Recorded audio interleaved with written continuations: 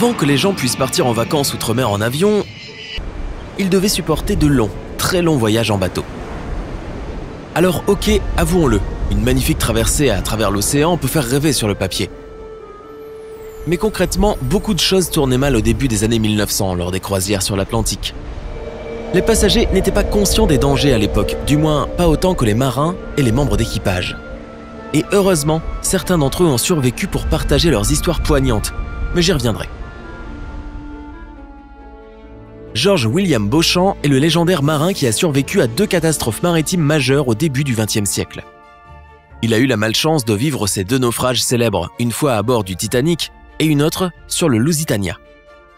Pourtant, il a survécu aux 2. Ou peut-être que c'était lui le porte-malheur, qui sait. Laissons les théoriciens du complot réfléchir à ça. On va juste dire qu'il était au mauvais endroit au mauvais moment. George Beauchamp est né dans le Hampshire, en Angleterre, en 1888, et il était l'enfant du milieu entre 4 autres frères et sœurs. Son père était scieur dans les travaux de chemin de fer lorsque George, qui était encore adolescent, a terminé ses études et s'est embarqué pour un voyage en mer. Il était tellement fasciné par la mer qu'il était déterminé à trouver un travail lié à cette dernière. Ce choix de carrière allait changer sa vie à jamais.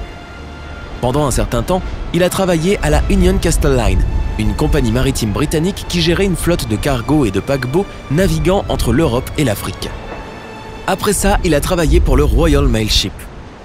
À l'époque, RMS signifiait Royal Mail Steamer, bateau courrier, ce qui montre que le Titanic était également construit pour transporter du courrier. C'est probablement pour ça qu'il y avait une immense salle de courrier et un bureau de poste sur tous les pans. Fascinant, non? Maintenant, revenons à notre histoire.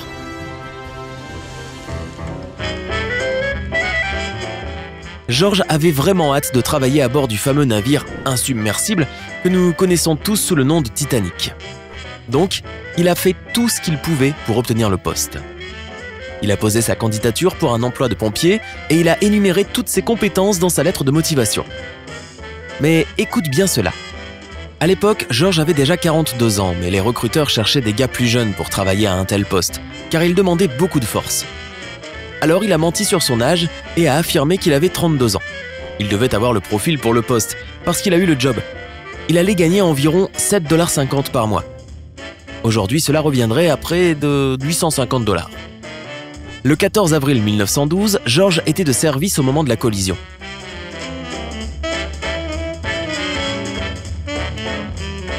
Il travaillait de 20h à 12h et était dans la soute numéro 10. Il a dit qu'il avait entendu un grand bang qui ressemblait à un grondement de tonnerre.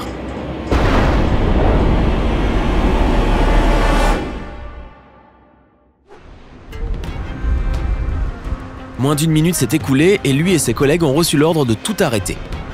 Quand les moteurs se sont arrêtés, on leur a ensuite ordonné de fermer immédiatement. En même temps, les portes étanches se sont complètement bloquées pour empêcher l'eau d'y pénétrer. Quelques minutes plus tard, le commandant a dit aux pompiers d'allumer les feux, mais à ce moment, l'eau commençait déjà à entrer sous le pont. Le commandant leur a alors dit de tous monter sur l'échelle de secours. George a commencé à grimper et n'a pas regardé derrière lui jusqu'à ce qu'il atteigne le pont des embarcations. Il y avait des canots de sauvetage à la disposition de tous les membres de l'équipage et chacun d'eux était affecté à un bateau différent. Cependant, la répartition venait d'être faite le matin même et tous les membres de l'équipage n'avaient pas eu l'occasion de la consulter. Quand George est arrivé, il était perdu. Et il y avait un autre problème avec les canots de sauvetage. Tout le monde pensait tellement que le Titanic était insubmersible qu'il n'avait même jamais fait d'exercice d'évacuation. Donc quasiment personne ne savait quelle procédure suivre dans cette situation. Sa mission était d'essayer de sauver autant de femmes et d'enfants que possible, et il l'a fait avec succès sur le bateau numéro 13. Quand il a enfin réussi à remplir le canot de 70 places, il a reçu l'ordre de le mettre à l'eau. D'autres hommes se sont aussi faufilés dessus. À l'origine, George devait être le seul homme à bord du canot de sauvetage, et il aurait dû utiliser sa seule force pour ramer et éloigner le canot du Titanic. Mais ce n'était pas si simple. Contrairement à beaucoup d'autres canots de sauvetage parmi les premiers, le bateau de George était trop plein. Et même s'il s'était posé dans les eaux en douceur, il avait tout de même dû lutter pour l'éloigner du navire sans prendre l'eau. Les hommes qui sont montés à bord de l'embarcation juste avant qu'elle ne soit descendue à la mer ont trouvé d'autres rames et ont aidé à éloigner l'embarcation du Titanic pour l'empêcher de les emporter dans le naufrage. Ils ont ainsi réussi à s'éloigner du navire, mais pas énormément. George se souvient qu'ils ont cessé de ramer une fois qu'ils ont estimé être à une distance où ils seraient en sécurité. George et les passagers de l'embarcation ont cherché une boussole sur le canot, mais il n'y en avait pas, alors ils ne savaient pas où ils étaient, ni dans quelle direction aller. Nous savons tous que le Titanic a coulé à 2h20 du matin. Mais le Carpathia, le navire qui est venu à leur secours, lui, n'a secouru le bateau de George que le lendemain matin à 9h50. Ça veut dire qu'ils ont flotté pendant plus de 7 heures. Son bateau a été l'un des derniers à être sauvé sur 13. George avait plus de 10 ans d'expérience de travail en mer lorsqu'il est monté à bord du Titanic. Et lorsque le malheureux événement s'est produit, il a évidemment pensé que ce serait la dernière fois qu'il aurait à faire face à une telle tragédie. Mais il s'est trompé. Le navire suivant sur lequel George a été membre d'équipage était le Lusitania. Et il allait aussi être confronté à une catastrophe. Il a été construit en 1906 et en 1915, il avait déjà fait 202 voyages à travers l'Atlantique. Le 7 mai 1915, le navire était sur le point de terminer son 202e New York-Liverpool lorsqu'il a reçu un choc fatal. Il y avait 1266 passagers et 696 membres d'équipage à bord. Le Lusitania se déplaçait le long de la côte sud de l'Irlande lorsqu'il a été repéré par un sous-marin allemand à 14h10. Walter Schwieger, le commandant du sous-marin, a ordonné l'ordre de lancer une torpille sur le navire car il croyait qu'il transportait du matériel militaire en Europe. Même si le navire allait vite, il n'était pas à pleine vitesse et a été facilement heurté par la torpille sur l'avant-tribord. Une explosion a eu lieu au point de contact et le navire a commencé à se remplir d'eau à une vitesse alarmante.